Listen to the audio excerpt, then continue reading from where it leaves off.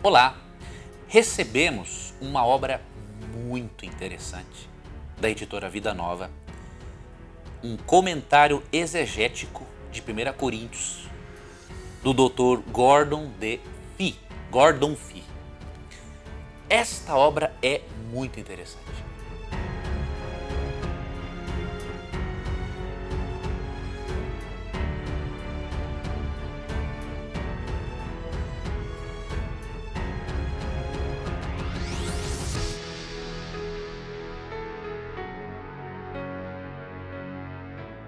Eu quero que você veja alguns comentários sobre esta obra, tá? E depois eu vou te explicar o porquê que eu estou mencionando essa obra. Eu vou ler alguns trechos aqui para você perceber que muitas das doutrinas e ensinos que eu tenho apresentado aqui para você não é invenção de uma igreja ou doutrina de adventista, como dizem alguns que são desinformados. Você vai perceber que teólogos de calibre têm a mesma compreensão, mesmo que discordem de nós adventistas em outros pontos, ok? Então, esta obra, veja o que disse aqui, ó, o Jornal de Literatura Bíblica, isso aqui nos Estados Unidos, ó, à luz da melhor tradição no academicismo evangélico, Fee, que é o autor, não é, produziu a mais completa interpretação de 1 Coríntios publicada nesta geração. Ou seja, uma obra de primeiríssima linha. Veja, 1 Coríntios tem 16 capítulos, né? E o comentário dele é tão abrangente que tem 1133 páginas. Né? Então você perceba, não é qualquer coisa. Tá? Então é uma obra espetacular. E aí, um outro professor universitário, Anthony Tisselton, ele disse o seguinte: um comentário pormenorizado que merece figurar como uma das mais importantes obras já escritas sobre 1 Coríntios. Então é uma obra abalizada, escrita por erudito. E por que eu quero citar esta obra? Primeiro, obviamente, eu vou recomendar esta obra para você, não tenha dúvida alguma, e vou deixar o link na descrição do vídeo para que você possa adquirir, se for do seu interesse, esse comentário exegético, que é exegético, quer dizer, um comentário interpretativo, não é, de 1 Coríntios. E não se esqueça, você tem uma oportunidade de ser membro deste canal e fazer parte de um grupo especial de alunos que está recebendo lives mensais, seminários gratuitos, estudos. Pessoas que querem estudar a Bíblia de forma diferente estão se tornando membros, assinantes do canal. Então, faça essa assinatura, né? Você tem muita coisa boa a receber, seminários gratuitos, lives, respostas a dúvidas, eu posso ter uma interação mais pessoal com você. Então toque no botão ou clique no botão Seja Membro e você vai ver as condições e as vantagens de fazer parte do nosso canal como assinante. Mas eu quero ler para você algumas coisas aqui em relação ao capítulo 15 que mostram que quando nós argumentamos acerca de 1 Coríntios 15, versos 20 e 23, não é? Quando fala, por exemplo, aqui, 1 Coríntios 15, no versículo 20, diz que Cristo é as primícias dos que dormem. Alguns apologetas desesperados, né, tentam de todas as formas negar a ressurreição de Moisés. E para negar a ressurreição de Moisés, eles têm que crerem que Cristo é as primícias dos que dormem, no sentido de que foi o primeiro a ressuscitar para não morrer mais. Porque se nós provamos que Moisés ressuscitou, a doutrina da imortalidade da alma não tem sustentabilidade alguma, porque as únicas pessoas mencionadas por nome no céu estão lá com o corpo. Enoque foi levado vivo, de acordo com Gênesis 5:24 e também de acordo com Hebreus 11. Elias foi levado vivo para o céu, de acordo com o 2 Reis 2. E Judas 1:9, Mateus 17:1-9 nos mostram que ele foi ressuscitado. Moisés foi ressuscitado para ir para o céu. Então, se não há nenhuma pessoa em espírito no céu, isso quebra a doutrina da imortalidade da alma. Então, alguns apologetas, no desespero, eles querem dizer que primícias é o primeiro numa ordem cronológica, ao invés de primeiro numa ordem de importância, como nós já explicamos, tanto eu quanto o Nelson e outros que gravaram vídeos sobre esse assunto. Mas eu quero mostrar para você que nesta obra, o Dr. Gordon Fee, ele está em harmonia com aquilo que nós adventistas ensinamos a respeito do termo primícias. Eu não estou dizendo que ele crê como nós na imortalidade da alma ou crê como nós em outros assuntos. Não estou dizendo isso, tá? Mas vamos ver algumas coisas do que ele diz acerca do termo primícias para você ver que muitos que se dizem apresentar uma doutrina evangélica, na verdade não apresentam uma doutrina evangélica, né? Este aqui sim é um comentário, né, que de acordo com o Jornal Bíblico de Literatura Bíblica, né, diz que à luz da melhor tradição no academicismo evangélico, o Dr. Fee, não é, produziu a mais completa interpretação de 1 Coríntios 15. Então, o que ele diz aqui a respeito desse assunto é que é evangélico. Né? Fora disso, não é evangélico coisa nenhuma. Então, na página 948, depois de falar do versículo 18, que fala da ressurreição em Cristo, né, ele diz assim: esta é a última menção à ressurreição de Cristo no argumento, mas tudo o que se segue se baseia nela.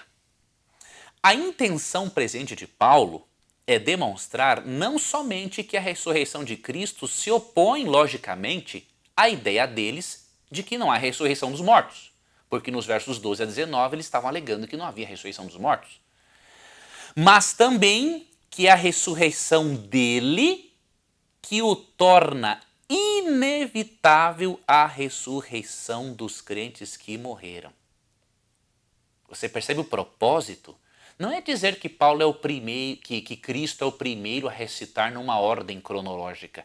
O propósito de apresentar Cristo como primícias é dizer que a ressurreição dele torna inevitável a ressurreição dos crentes que morreram. E aí segue o autor.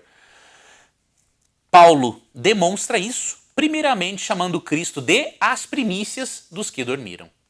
Embora esse termo, primícias, tenha uma profícua história no Antigo Testamento, o interesse de Paulo não está em suas conotações bíblicas, que têm associações com consagrar a Deus o início da safra. Não, consagrar a Deus as primícias da colheita. Levítico 23, 9 e 14. Mas qual é o interesse de Paulo? Ó? Mas em sua função de metáfora. Olha aqui, ó, o termo primícias para ele é uma metáfora sobre o início da safra, que serve como uma espécie de garantia da colheita toda. Então você vê um apologista dizendo: Cristo é as primícias dos que dormem porque ele foi o primeiro a ressuscitar numa ordem cronológica para não morrer mais. Ele está viajando na maionese, porque o propósito do autor, o propósito de Paulo, de acordo com esse teólogo, é usar o termo primícias como metáfora para servir como uma espécie de garantia da colheita toda. Então, quando o Cristo é chamado de primícias, ele não tem em mente aqui se Cristo é o primeiro, numa ordem cronológica ou não. Não é esse o propósito dele. É dizer, por meio da metáfora das primícias, que por Cristo ser as primícias, ele é a garantia da ressurreição dos demais. A ressurreição dos demais, dos crentes, é inevitável, porque Cristo ressuscitou. E este é o contexto. Né? E continua o autor. No uso paulino, a metáfora tem então função parecida com a metáfora do adiantamento, ou sinal de entrada do Espírito em sua próxima carta, endereçada a eles, que é a 2 Coríntios. Né? As duas metáforas, né, incluindo da primícias, né, simbolizam uma presente garantia da parte de Deus de que haverá a colheita ou o pagamento escatológico final. E ele continua, num outro parágrafo. Ele é as primícias de Deus, a garantia dada pelo próprio Deus de que haverá uma colheita plena daqueles que serão ressuscitados dentre os mortos. Ao chamar Cristo de as primícias, Paulo está afirmando por meio de uma metáfora, mais uma vez, página 949, que a ressurreição dos crentes que morreram é absolutamente inevitável. Foi assegurada pelo Deus eterno, o Deus vivo, que na vida, morte e ressurreição de Cristo, pôs esse futuro em movimento. Então você percebe que coisa interessante, um autor, né, evangélico mostra que o propósito de 1 Coríntios 15 não é tratar da ressurreição ou não de Moisés, não é apresentar Cristo como primeiro numa ordem cronológica.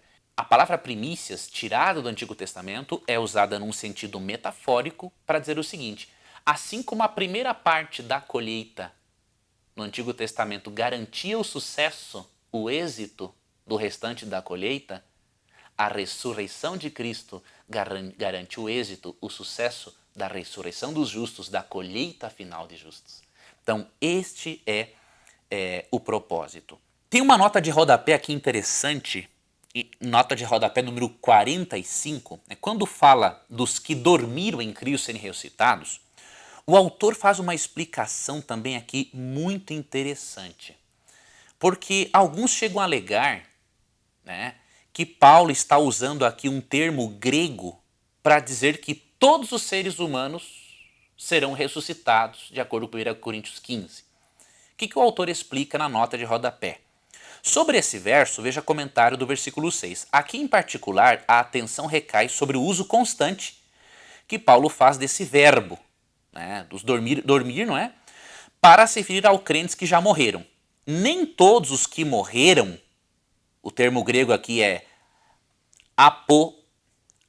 apotenesco, nem todos os que morreram são ressuscitados para a vida em Cristo, mas somente os que dormiram nele. Então, quando fala que todos ressuscitaram, é todos os que morreram em Cristo. Então, isso aqui refuta aquela ideia, né, de que toda a humanidade está envolvida aqui em 1 Coríntios 15. Todos aqueles que aceitaram a Cristo como Salvador pessoal. Uma outra coisa que me chamou a atenção nesta obra, que eu quero aqui mostrar para você, eu quero continuar no termo primícia, depois eu quero ler uma nota de rodapé sobre dispensacionalismo. Na página 953, olha o que Paulo continua falando aqui, ó. O que o autor, né, da carta de Paulo. A intenção de Paulo é peculiar. Demonstrar, com base na ressurreição de Cristo, a necessidade da ressurreição dos mortos, vinculando esse evento aos derradeiros eventos do fim, em particular a derrota da morte, versos 54 e 55 do capítulo 15. Depois de afirmar que em Cristo todos serão vivificados, Paulo passa a explicar, mas cada um, ou seja, cada evento, por sua devida ordem. A palavra ordem aqui, a palavra tagma, o que o autor diz a respeito dessa palavra na nota? Ó. Tagma, um termo técnico militar para designar tropas formadas com diferentes números de soldados. Mas por fim veio a ser simplesmente termo designativo de uma classe ou grupo. Nesse caso, talvez um significado próximo de por sua vez. Mas o mais provável é que mantenha seu sentido básico de classe, igual cada um em seu próprio grupo.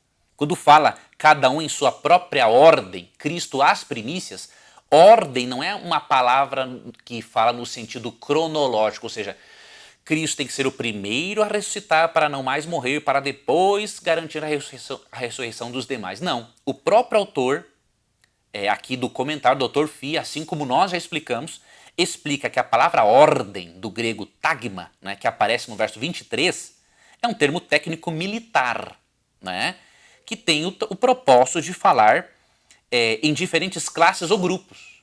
Então Cristo é de uma classe, de um grupo. Cristo é de uma classe especial, porque da ressurreição dele depende a ressurreição dos demais. E aí ele continua. A primeira ordem é aquela já mencionada no verso 20. Aquela na qual o argumento todo se baseia, a ressurreição de Cristo como primícias. A ordem de ressurreições tem apenas duas. Cristo às primícias, lembramos que é uma metáfora, né? Cristo às primícias, a colheita toda daqueles que lhe pertencem por ocasião de sua parousia, de sua presença, segunda vinda. Aqui Paulo não demonstra nenhum interesse em qualquer coisa além dessas. Então, o argumento do Dr. Fee mostra claramente que Cristo é as primícias dos que dormem, não no sentido de ordem cronológica, mas porque ele representa, ele é garantia, por sua ressurreição, de que os demais ressuscitarão. E o comentário que ele fez sobre tagma é a mesma coisa que nós já apresentamos aqui.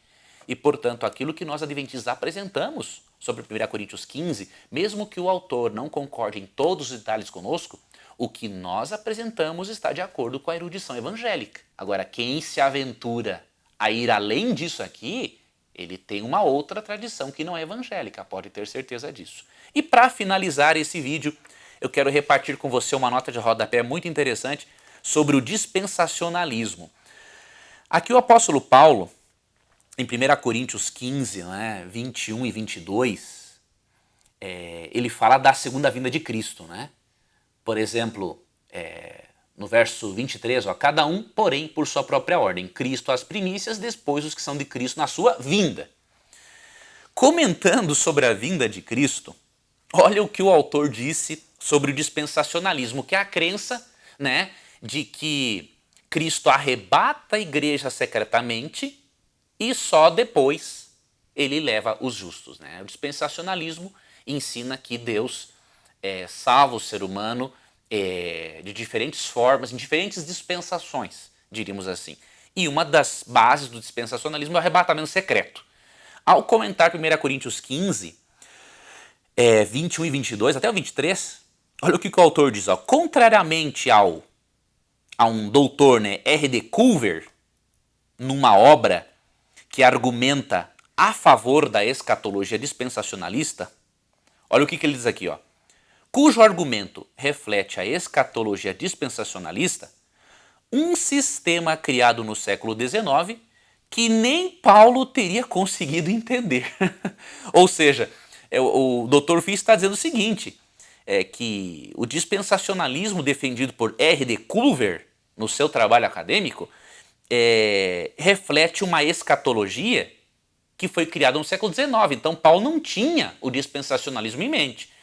E ele fala que o dispensacionalismo é tão, digamos assim, contraditório, incoerente, confuso, que nem Paulo, com toda a sabedoria e inteligência dele, entenderia o dispensacionalismo. Então ele está fazendo uma crítica aqui ao dispensacionalismo e ao arrebatamento secreto. O segundo artigo em particular do autor dispensacionalista defende que se uma parte da raça de Adão é deixada permanentemente na morte, então o argumento de Paulo é incompleto. Mas isso é colocar a própria lógica à frente das intenções de Paulo. Não pode haver nenhuma dúvida de que sua preocupação é com a ressurreição de crentes. Isso é dito com toda clareza nas palavras, então aqueles que lhe pertencem, pertencem a Deus. E aí seguem outros comentários. Então, esta é uma obra interessante, para você perceber que várias doutrinas, vários ensinos que nós apresentamos aqui para você têm o propósito de ensinar o que a Bíblia realmente diz. E se nós falharmos e falhamos em algum ponto, nós não temos medo e receio de corrigirmos. A vida cristã é um constante crescimento. Agora, muitos precisam de humildade acadêmica e não ficar por aí dizendo o adventista inventa isso ou cria isso, sendo que há vários teólogos de linha protestante e até católica que concordam com certos pensamentos que apresentamos. Isso faz parte do academicismo. Então, eu recomendo para você esta obra, esse comentário exegético de 1 Coríntios 15. Talvez você encontre aqui coisas que não concorde com o autor, isso é mais do que natural. Você examina tudo, retém aquilo que é bom e que está de acordo com a Bíblia, mas com certeza é uma obra muito confiável e o link para você adquirir esta obra com a editora Vida Nova se encontra aqui na descrição do vídeo, tá bom? Que Deus te abençoe, um forte abraço e até um próximo estudo. E não se esqueça, você tem uma oportunidade de ser membro deste canal e fazer parte de um grupo especial de alunos que está recebendo lives mensais, seminários gratuitos, estudos. Pessoas que querem estudar a Bíblia de forma diferente estão se tornando membros, assinantes do canal. Então, faça essa assinatura.